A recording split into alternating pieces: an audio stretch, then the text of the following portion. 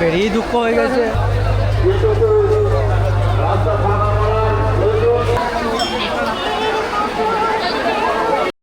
Hey guys, সবাইকে জানাই পবিত্র রথযাত্রার অনেক অনেক শুভেচ্ছা। কি অবস্থা সবার? আশা করছি সবাই একদম বিন্দাস আছো। আজকে চারিদিকে শুধু জয় জগন্নাথে ধ্বনি, আর সাথে আমাদের মোটর ব্লগিংয়ের একটা নতুন জার্নি শুরু। আজকে আবহাওয়াটা দেখো একদম আলাদাই। আজকে আমাদের গন্তব্য দিকনগর রথমেলা। রথযাত্রা মানেই সেই ছোটবেলার মেলা, জিলিপি, পাঁপড় ভাজা, আরও কত ছোটবেলার স্মৃতি লুকিয়ে আছে এই রথযাত্রার পিছনে। কিন্তু আজ আমরা এই উৎসবটাকে একটু অন্যভাবে দেখব।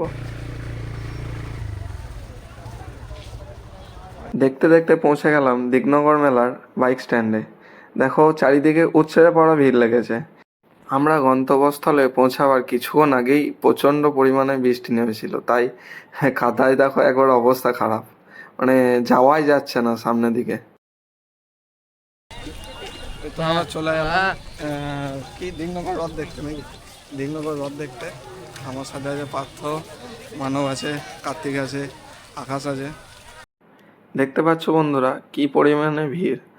এত ভিড়ের মধ্যে আমরা জগন্নাথ প্রভু দর্শন করতে যাব, আর কিছুটা পায়ে হাঁটা রাস্তা, কিছুটা গেলেই আমাদের জগন্নাথ প্রভুর দর্শন আমরা করতে পারবো। চলো যাওয়া যাক।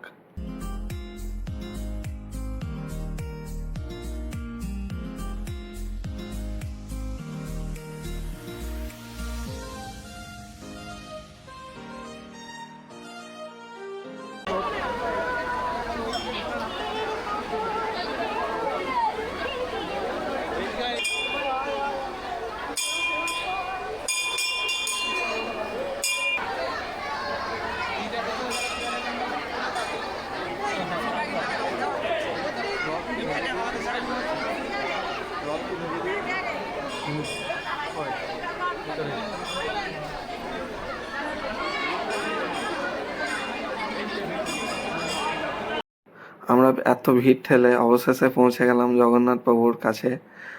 আমরা প্রসাদ এবং চাঞ্জল দই গ্রহণ করলাম।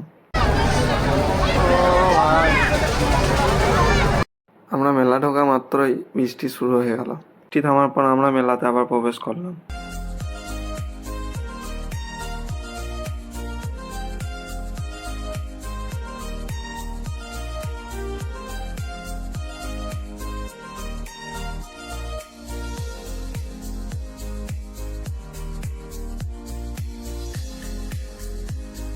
মেলা থেকে বেরোবার পথে দেখা হয়ে গিয়েছিল গ্রামের কিছু বন্ধুদের সাথে।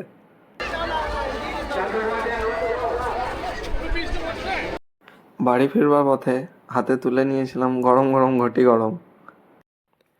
দেখা হচ্ছে অন্য কোনো ব্লগে। আজকের মতো বাই।